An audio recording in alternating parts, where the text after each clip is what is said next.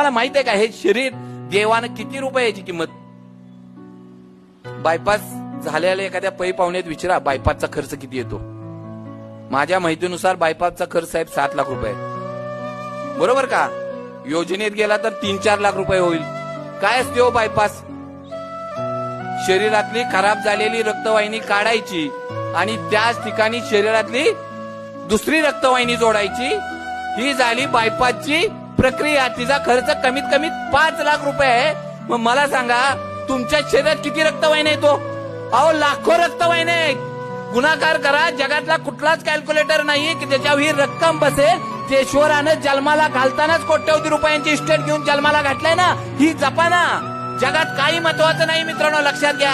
ICU मध्ये गेल्यानंतर कळतं प्रॉपर्टी महत्वाची नाही, गाडी महत्वाची नाही, बंगला महत्वाचा नाही, जमीन महत्वाची नाही, शरीर नावाची इस्टेट महत्वाची आणि आपल्या जीवाभावाची माणसं